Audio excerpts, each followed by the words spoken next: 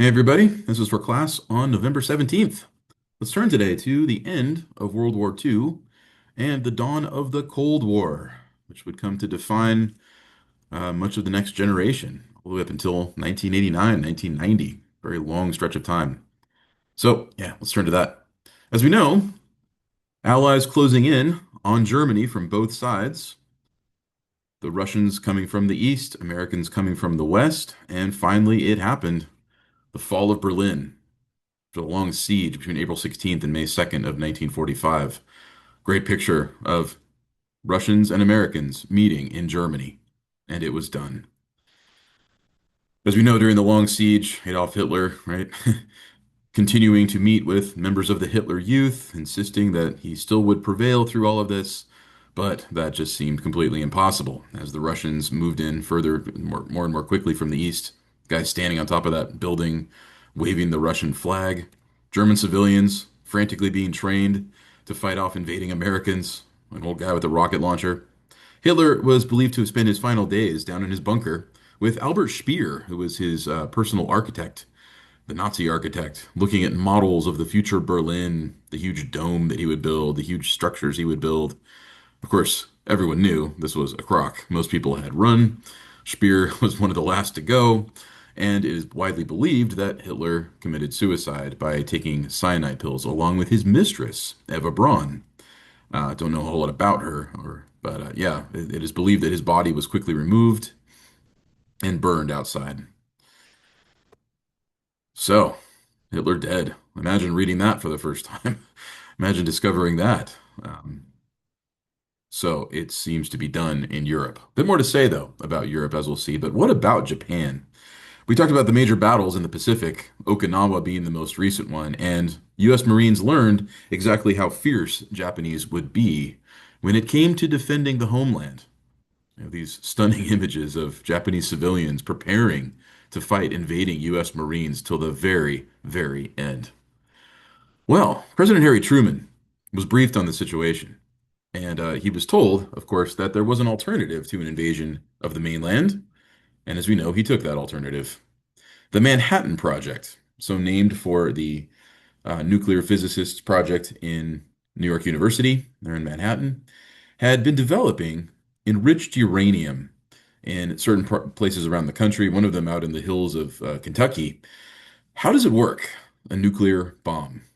If you turn the electrons against the nucleus, and you have to use very, very dense material to do that, uranium, you can get the atom to split.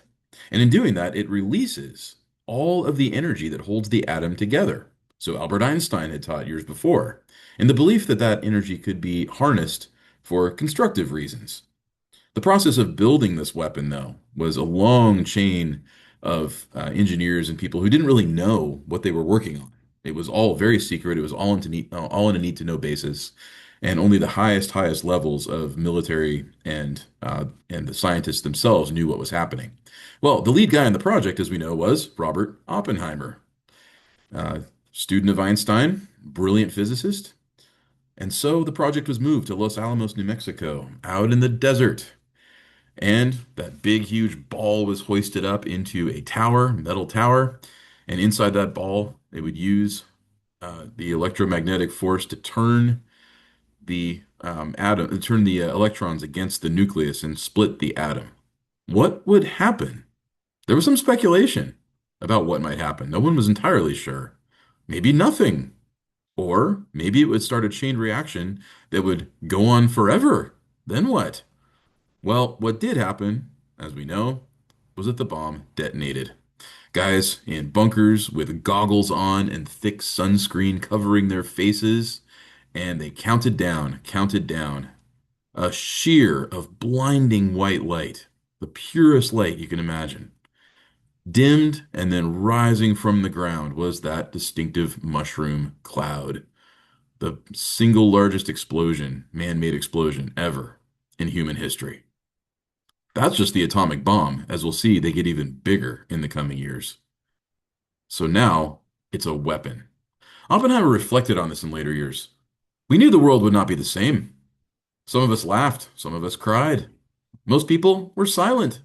And I remembered a line from Hindu scripture, the Bhagavad Gita. Now I am become death, the destroyer of worlds, says the god Shiva. So, destruction, but also a new era, a new age.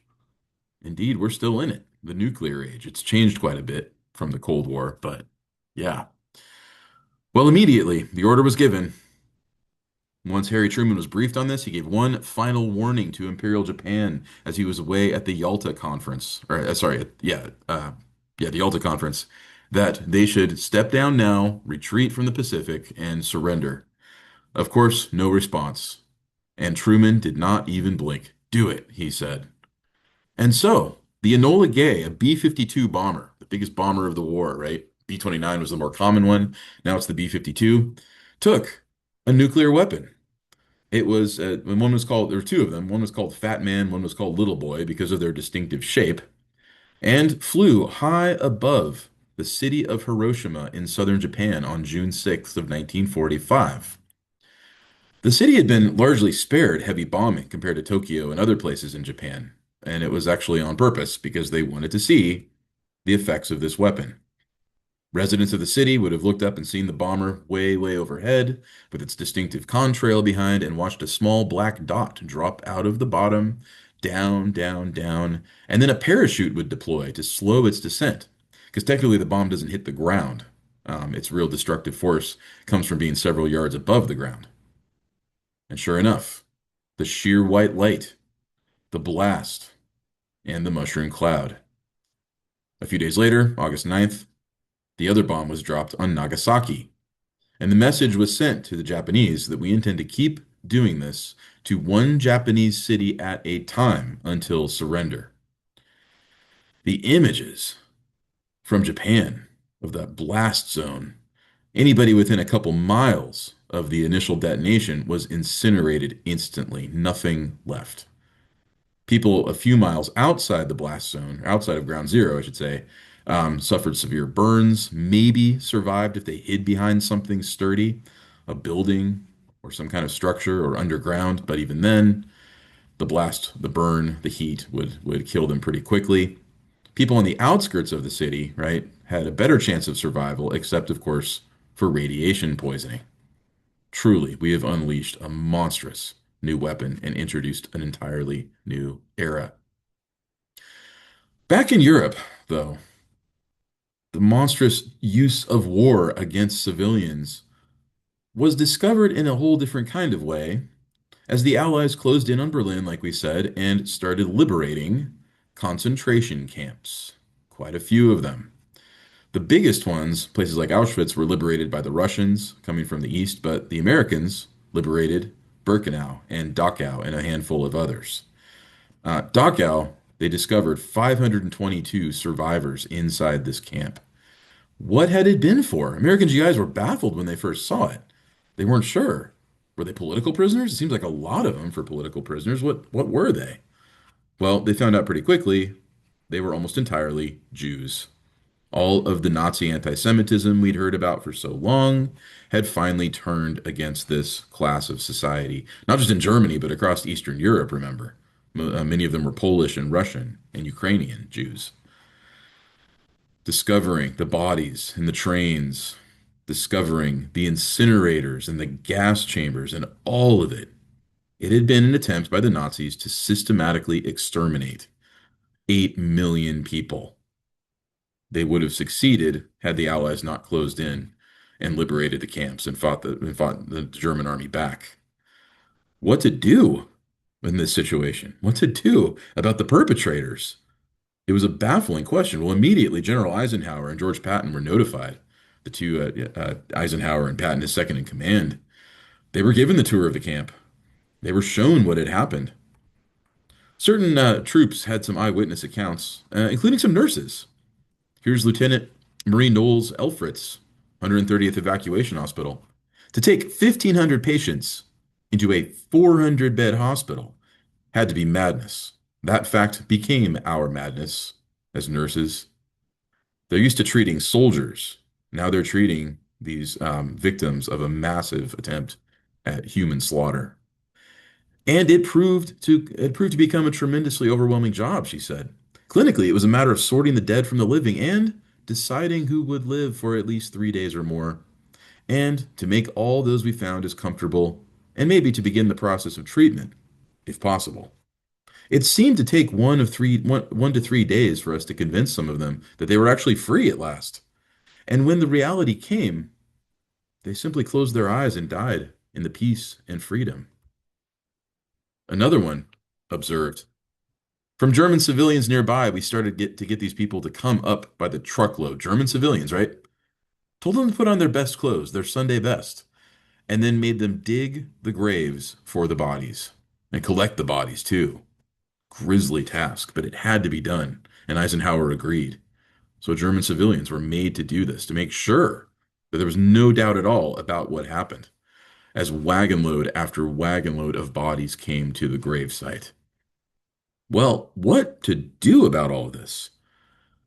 As we know, there were a series of trials beginning in 1945 at the end of the war that lasted through 1946, but then after that too, it's actually ongoing even today, centered in Jerusalem. The Nuremberg trials, they were called, as all of the highest ranking Nazi criminals, many of them had a direct hand in the Holocaust itself, were put on trial. But this is a very tricky trial because technically, even though it was profoundly evil, right, to be part of this regime and, of course, to kill 8 million Jews with it, not to mention many, many other people, other political prisoners, gypsies, dissenters of all kinds, it was not illegal.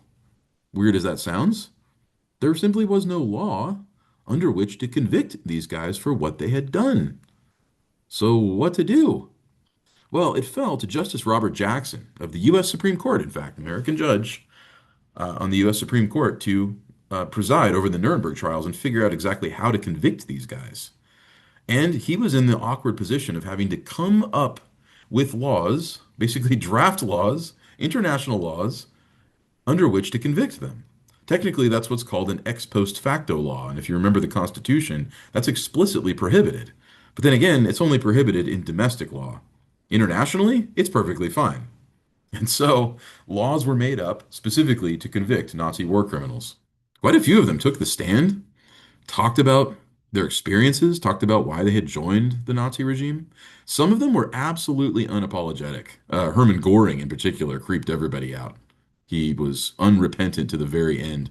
As he took the stand, and Robert Jackson was forced to listen to all of this and the whole audience. Quite a few others, though, uh, give him kind of a standard line. They were afraid for their lives. They got involved in the Nazi Party, and next thing they knew, they were being asked to do horrific things. Quite a few others, though, pointed to the United States. Baldur von Schirach, there at Nuremberg in 1946, said the decisive anti Semitic book I was reading and the book that influenced my comrades was Henry Ford's International Jew. Remember that? I read it and became anti Semitic. The book made a great influence on myself and my friends because we saw in Henry Ford the representative of success and also the representative of a progressive social policy. I mean, that's very American rhetoric, progressive social policy, and all this kind of thing. What happened to Henry Ford? He was 84 years old when all of this was over, and he saw the footage of the liberation of the camps, film footage that American troops deliberately took, and he had a massive breakdown. Later on, he suffered from a brain hemorrhage.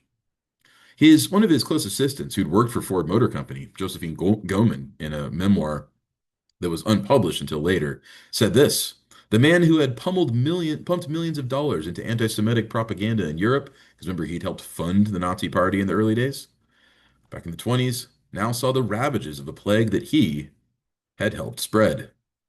The virus had come full circle. So it had. Who were, though, some of the other figures who got away? Some presumed dead, some went into hiding, and it would take some years to find them. But the big fish among Nazi hunters, as they call him, was Adolf Eichmann. He was the chief architect of the Holocaust, or at least the transportation aspect of it, coordinating the trains to work with the SS and the Gestapo to round up the Jews and get them to the camps. And he was located hiding out in Argentina under a fake name. He wore a toupee and a fake mustache to blend in, and he just kind of, no one really knew who he was. Well, Mossad did, Israeli Special Forces, and they grabbed him off the street and threw him in a van. And next thing he knew, he was in Jerusalem, put on trial in the ongoing Nuremberg trials in 1961. Sitting in the audience was a very important American public philosopher, Hannah Arendt. She's well known for her works on liberal democracy and the problems of modernity. She's quite a comprehensive and rigorous philosopher. But here she played journalist and reported on what she saw, and all of her notes and observations appeared as a series of articles and pulled together into a book called simply Eichmann in Jerusalem. And she had this to say about Eichmann. Despite all the efforts of the prosecution, guys trying to convict him, right? Everybody could see that this man wasn't a monster. But it was difficult indeed not to suspect that he was a clown. He's just kind of a doofus. I mean, he doesn't strike you as the kind of guy who would partake in something like this. And since this suspicion would have been fatal to his trial, and was also rather hard to sustain in view of the sufferings he and his like had caused millions of people, his worst clowneries were hardly noticeable and almost never reported. What does this say about him? As she called it, it's the banality of evil, the subtitle of her book. You see it there on the cover. What does that mean? Evil is not suave and sophisticated. It's not really all that persuasive. Evil is surprisingly stupid. That's really her conclusion about Eichmann. He was just kind of a dupe. He couldn't think for himself at all. His entire self-consciousness and self-awareness came from his belonging to the people around him. And he seemed like the perfect bureaucrat for the Nazi regime. At one point, she says there's probably 1,000 guys just like him working in Washington, D.C. right now. She says by the end, just as you, Eichmann, supported and carried out a policy of not wanting to share the earth with the Jewish people and the people of a number of other nations, as though you and your superiors had any right to determine who should and should not inhabit the world, we find that no one, that is, no member of the human race, can be expected to want to share the earth with you. So for this, you must hang, the closing line of the book. So it's quite an intriguing read, just studying the inner psychology, not so much of a, mass murderer. He wasn't technically that, but the kind of bureaucrat who would work for a regime like the Nazis, which raises the broader question of bureaucracy itself and expertise. Thankfully, it was pretty tame in the United States, but it was a similar kind of government apparatus there that we had here during the New Deal. All told, fatalities of the war, the Soviet Union bore the worst brunt of it. And notice too, these numbers are divided up between soldiers and civilians. Soviet Union is about 50-50, a little under 24 million people killed, half of them civilians, mostly in the atrocities committed by Nazis moving across Russia and bombings and the siege of Petersburg and other cities. China, too. Most of those civilian deaths were at the hands of, and they're mostly by civilians, were at the hands of the Japanese, especially in places like Nanking and Manchuria. Poland, also, mostly civilian deaths, and that's pretty much the Holocaust right there. The Polish Jews rounded up and killed. Japanese in places like Indonesia and India, and then down the list you go among the Allied forces. Among the Axis powers, Germany, not surprisingly, bore the greatest brunt of it. But still, it wasn't as many civilians as it was. Or sorry, I take that back. It wasn't as many civilians as it was military. Japan, same thing. That's mostly in the Pacific, plus the bombings of Hiroshima and Nagasaki in orange. Yeah, and then Italy, very little. What a event, though. Mass death, mass casualties. Much of it very systematic, very technological too. Kind of like the way World War I was, but on a far grander scale and now aimed at civilians, like we said. Well, following the end of the war in Japan, you had Japanese ambassadors and high-ranking army officers arrive on board the USS Missouri, named for Harry Truman's home state. They came on board, some of them in military uniforms, others in coats and top hats, an unusual outfit, but they signed the papers. General Douglas MacArthur was there, and he announced that we would work together to pursue peace. Japan was swiftly occupied by the United States, and it was a peaceful occupation, as we know. MacArthur met with Emperor Hirohito on many occasions, and Japan was rebuilt with U.S. help into a flourishing liberal democracy as it is today. And so it was over. VE Day and VJ Day in 1945, and all of it comes to an end. Ronald Reagan, in 1984, many years later, would go to Normandy, where all those troops had stormed the beach years and years before. 47 summers have, 40 summers have passed, he said. It's been 40 years. And we come back here to remember what you did. You were young the day that you took to the cliffs, he says. Some of you were hardly more than boys, with the deepest joys of life before you. And yet, you risked everything here. Why? Why did you do it? What impelled you to put aside the instinct for self-preservation and risk your lives to take these cliffs? What inspired all the men of the armies that we met here? We look at you and somehow we know the answer. It was faith and belief. It was loyalty and love. The men of Normandy had faith that what they were doing was right. Faith that they fought for all humanity. Faith that a just God would grant them mercy on the beachhead or on the next, on this beachhead or the next. It was deep knowledge, and pray God have not lost it, that there is a profound moral difference between the use of force for liberation and the use of force for conquest. You were here to liberate and not to conquer, and so you and those others did not doubt your cause, and you were right to not doubt. And so we conclude World War II. Imagine though, growing up in this generation, right?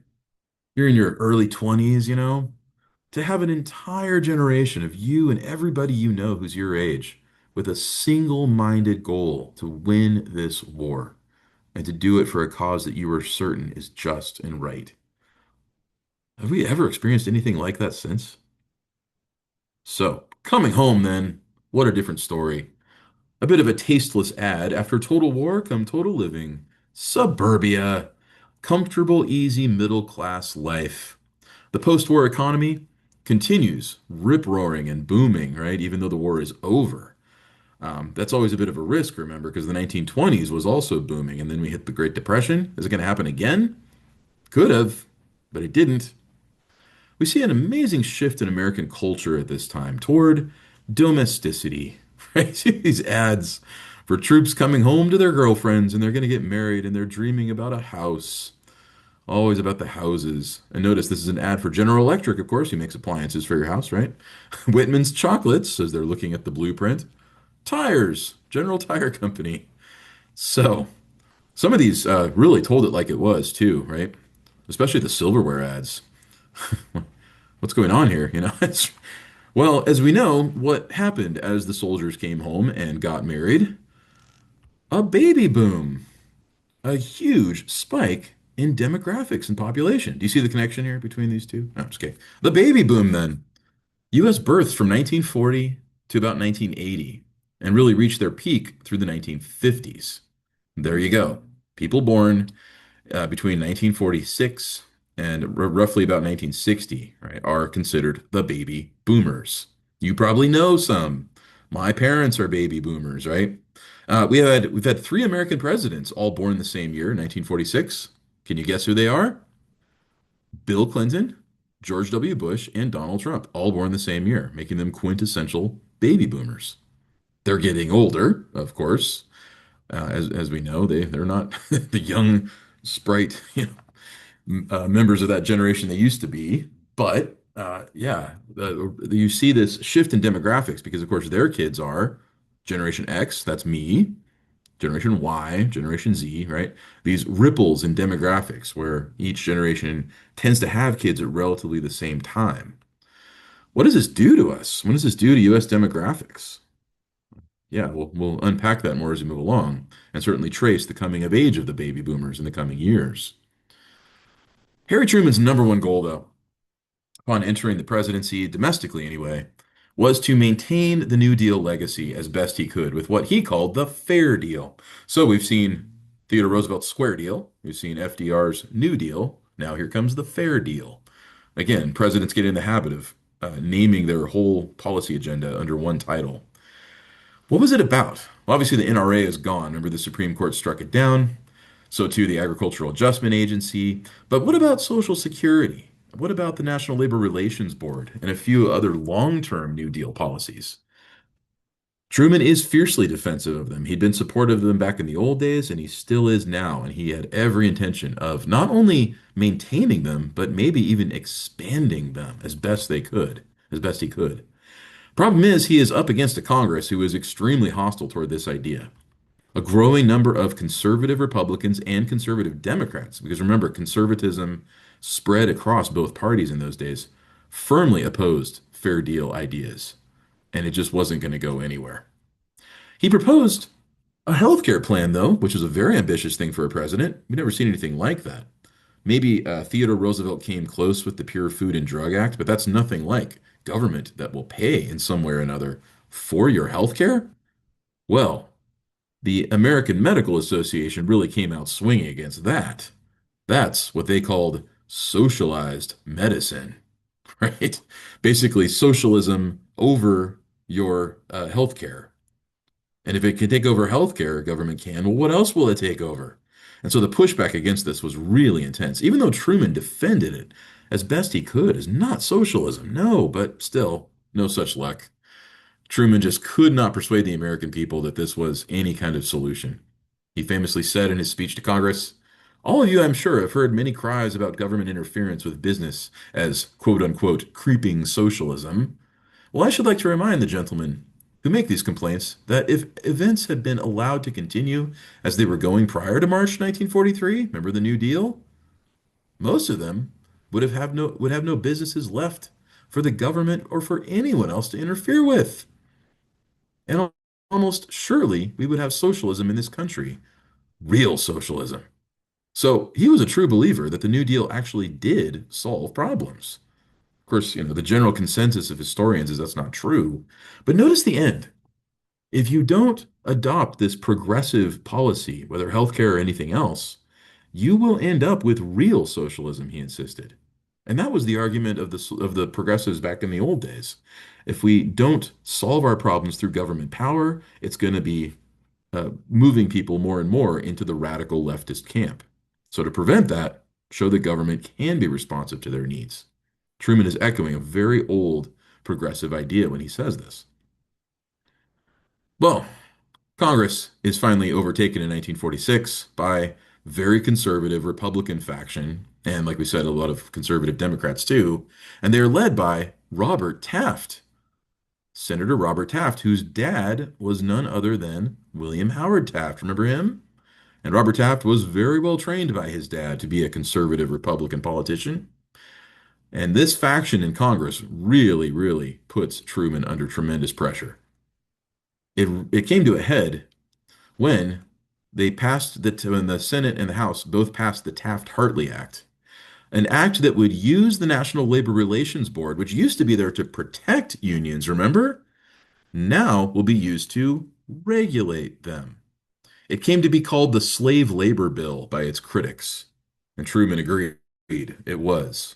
The right to organize, to advance your interests in the workplace is fundamentally protected, and for them to use the National Labor Relations Board to regulate unions was completely perverse.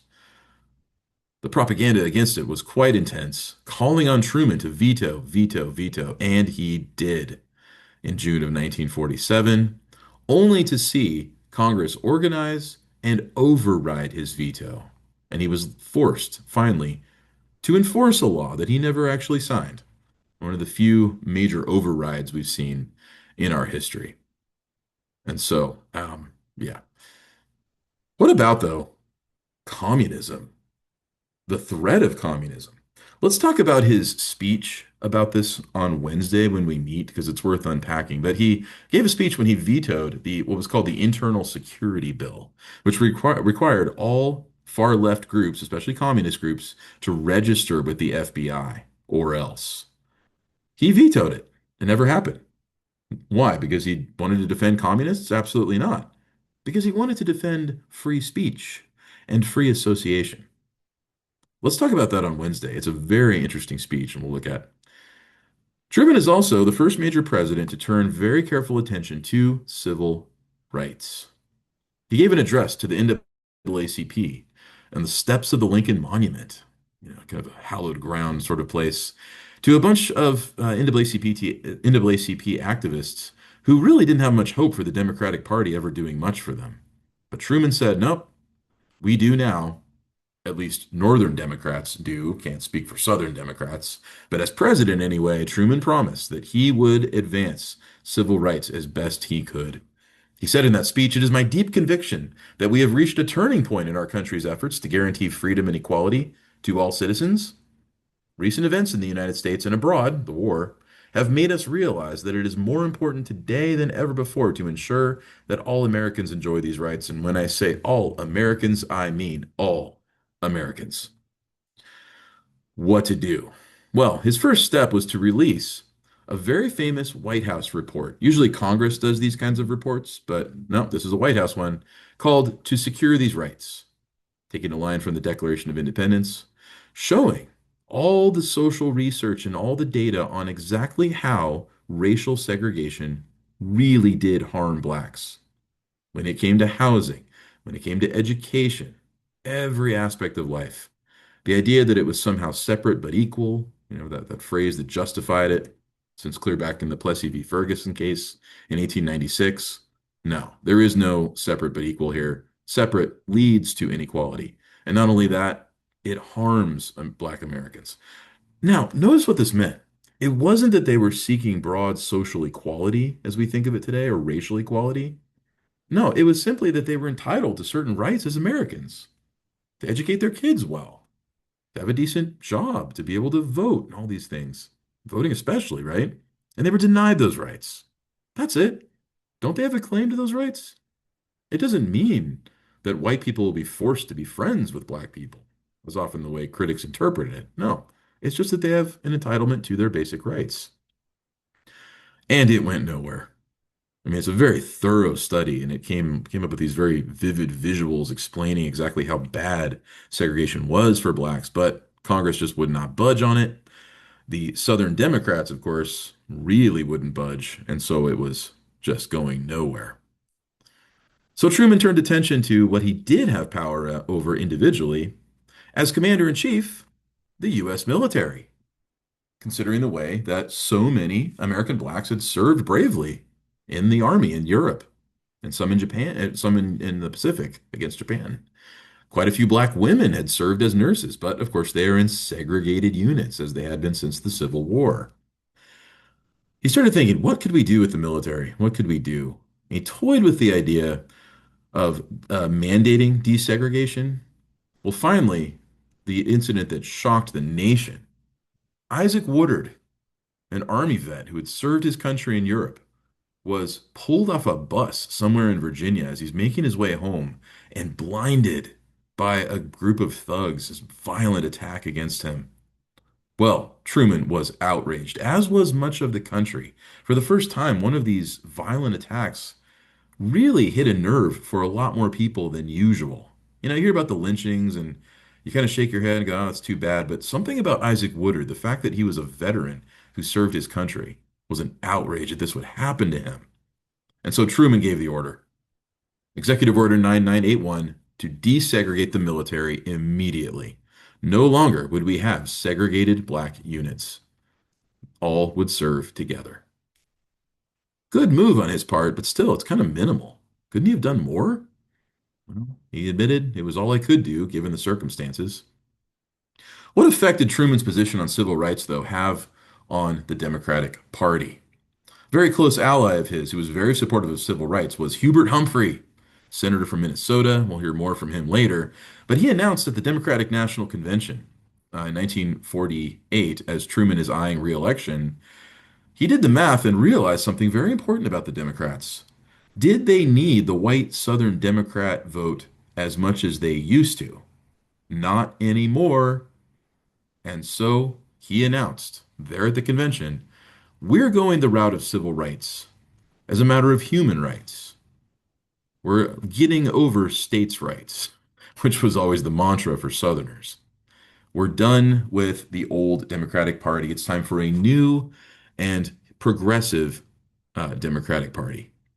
And in reaction, the Dixiecrats, a huge Southern faction within the DNC, went their own way as a third party and held their own convention, waving the stars and bars and a portrait of Robert E. Lee and reasserting states' rights, states' rights, states' rights. And they found their number one spokesman, quite the opposite of Humphrey, in Senator Strom Thurmond of South Carolina. And Strom Thurmond announced his candidacy for this third party and seemed to gain a lot of traction. States' rights, the Southern way, pulling the country more and more in a radical states' rights direction, plus giving Southerners in particular an alternative to the Democratic Party, which they had voted for so consistently for so long. Meanwhile, the progressive Democrats went a new direction as well. Some guys were even more progressive than Truman was. Henry Wallace, in particular, who hung out with lefty folk singers like Woody Guthrie, his famous giant squash, Wallace for President, somewhere in Los Angeles. And he called for a reigniting of the New Deal, more radical than it had been before, mass redistribution of wealth. He was pretty much a socialist at this point. So, what's happening to the Democrats? They're fracturing between far right segregationists on one hand, far leftists like Henry Wallace on the other. What is Truman to do? Well, the Republicans saw an advantage and nominated yet again Thomas Dewey. Remember, Dewey ran against Franklin Roosevelt before? And he really seemed to have a shot this time. The problem was Dewey was awkward. He had a very strange demeanor. He had this look that seemed like he was still stuck in the 1920s. And plus, he had a really explosive temper, which never makes a good impression on people. He was giving a speech at the back of a train once, a whistle stop as it was called, and the conductor accidentally jammed the train into gear and it lurched forward, and Dewey went flying off the back of the train, barely caught himself on the handle, and came up cursing and swearing at the conductor right in front of this huge audience. Bad form. It just didn't seem like Dewey was the man for the job. Well, 1948 approaches, the election day of 1948. And we've got a whole new academic practice of political science here that involves statistics and polling. This had been around before, but it hadn't been used in an election quite yet. Gallup of Gallup Foundation was the guy who put it together and showed that statistically you could not only get a snapshot of what people thought about this or that issue or this or that candidate, but also you could predict the outcome of an election. And so he did. He was quite certain, if you just looked at the numbers, there's the actual data, right? That Truman was going to lose to Thomas Dewey. Cartoon says, might as well give up, right? We're done with the election already. We haven't even had election day yet, and you're already losing, so we're done, says Dewey to Truman. Well, Truman responded, scrappy as ever, by campaigning very aggressively, even though his staff said, forget it, you're just going to lose. He's, nope, nope, I am not. I accept the Democratic nomination, he says, at the DNC convention, and I will win this election and make the Republicans like it. Wow, don't forget that. We will do that because they are wrong and we are right. And he stumped the country, one train stop after another, proving his truly unstoppable style. Still, I mean, it just didn't seem likely. You get Henry Wallace on the left saying, ha, and Strom Thurmond on the right saying, gee. What does that mean? If you're plowing with a mule, he's not like a horse where you can steer him. Obviously, you're behind him anyway. So you train the mule to know what you mean when you say ha and gee. One means left, one means right. Go left, go right. How is Truman going to manage this when the poor donkey is so confused? The Democratic Party doesn't know what it's about anymore. Well, he stood firm, unconcerned, and unwavering. His campaign slogan became "Give him hell, Harry," featuring a pin with Harry Truman featuring a black eye. Well, election day came, and the statistics was so clear that he was going to lose. The Chicago Daily Tribune even announced Dewey defeats Truman for this election in 1948. Problem was, once the votes were counted, Dewey didn't defeat Truman. Huge debacle for the Chicago Daily Tribune. They were absolutely humiliated, especially as Truman found out that he had won, and then he grabbed the newspaper and held it up for the reporters. Shows what those statisticians know, huh? Right? Amazing moment for Harry Truman. He had won. Largely, though, as you can tell, because of the Dixiecrats stealing a lot of votes across the Solid South, as it was called. All those orange states, right? Went to Strom Thurmond and went to the Dixiecrats. Henry Wallace didn't win any. But yeah, Truman took it. What to do, though, about foreign affairs? And this became the more important thing for Truman's presidency, especially as Ambassador George Kennan, off in Moscow, meeting with Soviet officials, sent back to the United States the famous long telegram written under a pseudonym called X, just letter X. And he informed the White House that the Russians were not our friends anymore. They were paranoid. He was being watched everywhere he went, Kennan said. Every time he picked up the phone receiver in the hotel, there was a weird buzz on the other end. He was sure it was bugged. They were listening to his conversations. There were strange people taking photographs of him from far away. And every time he met with Russians, they were just completely cryptic and strange and paranoid.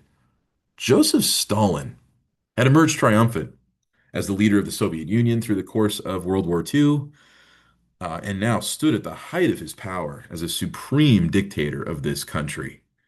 So while Hitler, was killed or took his own life by the end, Stalin emerged completely victorious and really, really let the world know how in control he was.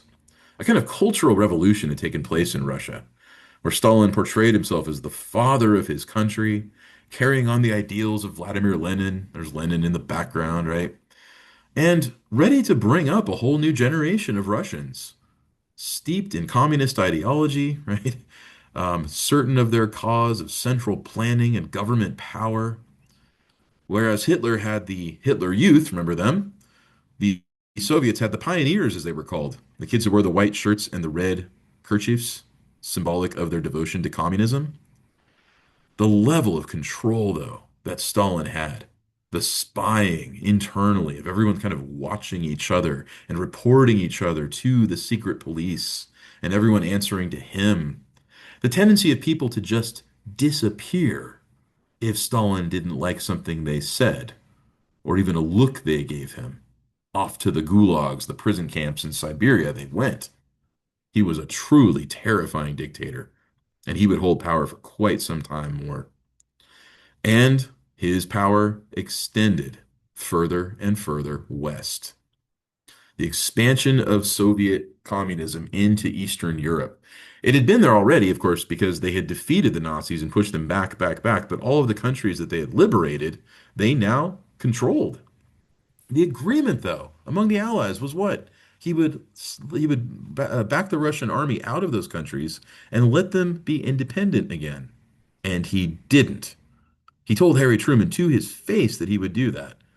And no such thing happened, and Truman was exasperated. He trusted Stalin. Of course, he should have listened to Churchill. You can't trust Stalin. Winston Churchill came to the United States as this was happening and even visited Truman's home state of Missouri, spoke at the University of Missouri, and had this very famous speech where he said, "From the Stettin to the Baltic to the Adriatic, an iron curtain has been descending across the continent of Europe." An iron curtain, one of Churchill's most famous lines. Behind that line lies all the capitals of the ancient states of the Central Eastern Europe, and he lists them all there. Um, and the populations around them lie in what I must call a Soviet sphere, a Soviet empire. And all are subject to one form or another, not only of Soviet influence, but to a very high, in many cases increasingly, measure of control from Moscow. It is a solemn moment for American democracy. How are we going to respond? Will we respond the same way we did in the course of World War II? For with primacy in power is also joined an awe-inspiring accountability, he said, to the future. What will we do? We kind of missed our chance to bring an end to the Soviet regime.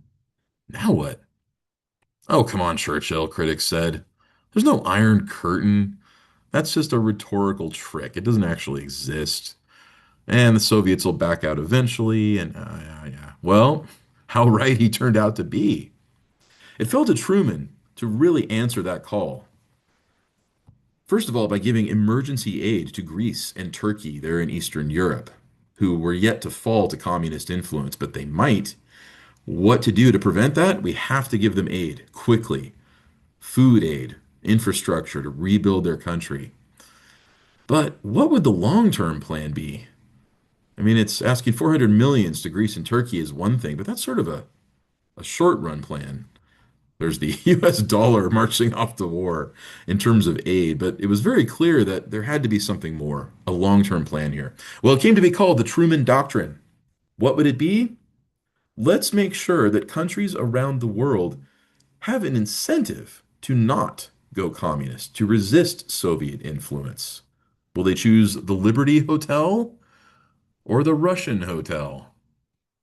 The Russian hotel looks very alluring because Russia will feed your population and rebuild your infrastructure. So the United States has to be the one to step up and make sure that countries choose liberty, or else it will collapse everywhere. And the United States and Britain might be the only free countries left standing. Out of the Truman Doctrine, under the advice of General George Marshall, came a new plan to rebuild Western Europe. Remember the Works Progress Administration during the New Deal? Putting guys back to work, right? Working on infrastructure and rebuilding this and that. Well, now you've got the Marshall Plan, very same idea, but over in Europe. $12 billion given to European countries to simply rebuild all of their infrastructure after the war. Because remember, so much of Europe is just piles of rubble right now. There's just total destruction after World War II, whether because of the Nazis invading France or Allied bombing of German cities. So, the Marshall Plan, Congress passed it, the money was appropriated, $12 billion given to our allies in Western Europe and a few other countries too, like Turkey. There's Turkey and Greece again. Because if they didn't, the Soviets would. If Congress hadn't appropriated this, the Soviets would be right there on the ground to help them. And who knows what would happen? Those countries would end up within the communist sphere. Well, by 1948, the Russians really showed their plans for Western Europe, especially as the city of Berlin, which sits in an awkward place, right? It's inside East Germany. It's surrounded by Soviet occupied territory. But then you have the three Allied districts, French, British, and American. On the other side is the Soviet. Well, immediately, for some mysterious reason, Stalin gave the order to just blockade the city. Don't let allies in or out. What is he doing? Well, in response, Harry Truman showed how daring he would be in return with the Berlin airlift. All these planes, these B-29s and other planes that just a few months before were used to drop bombs, now are used to drop food to civilians across West Berlin to let the people there know that the United States was not going to abandon them and that they would really hold firm against Soviet aggression. These amazing photos of German civilians, again, just bombed out Berlin, right? With planes flying over, dropping food, dropping food, dropping food to sustain these people. So it worked. The blockade was finally lifted, and the western side of Berlin was given back to Allied control. But what if Truman had flinched? What if he had tried to appease the Russians, very much like the Nazis had been appeased back in the day? Well, if you give them a little bit of ground, they'll just take more and more and more. Still, there had to be a broader policy of containment. And out of this moment came a very important organization still with us today, the North Atlantic Treaty Organization, otherwise known as NATO. What is it? Really, what the League of Nations would have been back in the day, had Woodrow Wilson gotten the United States to join. He failed, remember, but now we've got NATO. Here you have like-minded Western democracies banding together to resist Soviet aggression all around the world. In response, the Soviets developed the Warsaw Pact. That would do the very same thing to prevent American aggression. in their spheres of influence. They had quite a few members on that side. NATO is still with us, as we know, even though the Cold War is long over. So, why do we still have NATO? Many people have asked. It comes to play a whole different function, as we'll see in the post-Cold War world. But at this time, it is a very important aspect of the balance of power that we would all stand together, these countries say, to resist Soviet expansion and Soviet aggression. And the United States would lead the way.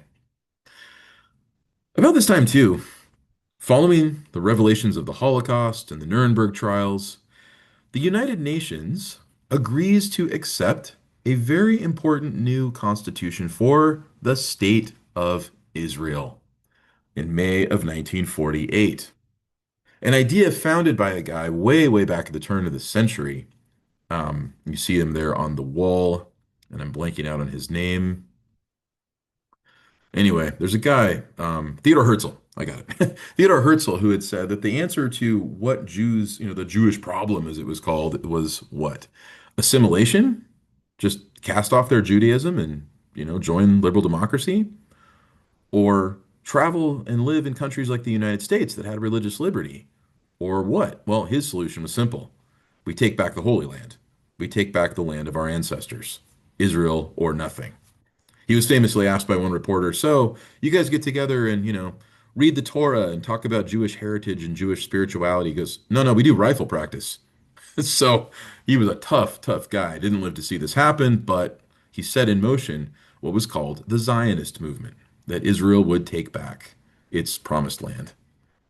Truman reflected on all of this in his memoirs. He said, Hitler had been had been murdering Jews right and left. I saw it, and I dream about it, even to this day. So the Jews need someplace they can go. It is my attitude that the American government couldn't stand idly by while the victims of Hitler's madness are not allowed to build new lives. And so he threw his support behind the nation of Israel. And the United States agreed to give it diplomatic recognition, and it was born. He was asked many years later by a reporter, "What was your role in supporting Israel?" And he replied, "What do you mean I helped create Israel? I am Cyrus." What's that a reference to? Who rebuilt the temple, right? Ezra, Nehemiah in the Old Testament, King Cyrus of Persia, right? So here's Truman basically saying, yeah, that's me. So, and he's quite right. The United States was now the deal breaker. I mean, it was the kingmaker. It was the country that would determine what new countries would be accepted by the world. Very important diplomatic power. And Israel, from then to this day, has had that kind of support from the United States. Deeply controversial issue. It's kind of exploded in the media lately. We'll talk about that later. Well, major gains when it came to containing communism and, of course, supporting other liberal democracies like Israel, but a devastating loss in China. 1949, right after Truman is reelected. China, after a long, terrible civil war that just racked that country by the end of World War II, finally in 1949, one party prevails, the Communist Party, led by Mao Zedong. China will now be communist. Now, this is an unusual situation for China because how do most people in China live at this time? They're simple farmers. They're still in kind of a feudal system that's been the same way for thousands of years. And now all of a sudden they're communist? What does that even mean? They never really had an industrial phase. They just went straight from humble farmers to communism, really? And so it fell to Mao Zedong to try to rationalize that any which way he could. And a great deal of his writings and his thinking is devoted to explaining why Chinese communism is actually a better form of communism than even someone like Karl Marx proposed. He had tremendous support from Russia. There he is with Stalin. So China has fallen to communism. What other countries might still fall? And why did we pour so much time and energy into Eastern Europe and Berlin, this tiny little speck, that we just completely neglected the millions and millions of people in this country? We'll hear more from China later, of course. Rearrangement of the federal government, though, and the executive branch came along with when Congress passed and Truman signed the National Security Act of 1947. Completely reorganized the military under a new Department of Defense. Prior to this time, you had a Secretary of the Navy and Secretary of the Army. Now they're all united under the DoD. They used to be called, remember, there's the Navy Department and the War Department. Those two are combined, I meant to say, into the Department of Defense. As we know, just recently, Donald Trump announced that it will be the Department of War again, though technically he can't do that because Congress has to pass the law that says so. But whatever. Department of Defense is born. Where will it be housed?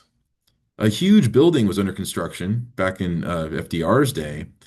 This five-sided pentagon-shaped building, right, that would house the five branches of the military, the Pentagon, as we know it today. Construction is completed under Truman's administration, and there is where the whole military would be housed. As far as his advisors went, the Joint Chiefs of Staff was formed, where each of the five branches of the military would have their top ranking generals who would be the top advisors to the president, making sure that his commander in chief role was directly connected to the entire military. What about intelligence? Before this time, you had Army intelligence, Navy intelligence. Different branches of the military had their own. Plus, you also had the Office of Special Services, the guys who were well known for being dropped into remote, out of the way places, sometimes deep inside Nazi Germany, and they would just kind of get things done in the dark of night. Special Forces. They were crazy. They were very capable, though. Well, that was disbanded under Truman's administration, and all intelligence was centralized under the Central Intelligence Agency, the CIA. Still with us today, and we'll see its role in the coming years in the course of the Cold War and even beyond. Grand strategy, though, for defeating the Soviets. What would it be? As Maclay points out, NSC 68, National Security Council number 68, a classified document that we didn't know about till years later, that said that the way to defeat the Soviets was, above all, rapid military spending. We could outspend them. They didn't have a market economy. They didn't have a broad tax base like we did. They had a central government, central economy. There was simply no way they could keep pace with American productivity, as we'd seen even during World War II. That would be the way to defeat them. But as we know, they would find ways to almost defeat us when we come back. Let's talk about the real feature of the Cold War, and that was, of course, the rise of nuclear weapons. First atomic bombs like the ones in Hiroshima and Nagasaki, and then later missiles, as well as the proxy wars that occurred in this era. And the biggest one being in Korea. We'll turn to the Korean War. We'll talk about that and the conclusion of Truman's presidency and Dwight Eisenhower in the coming 1950s. Great. See you all on Wednesday.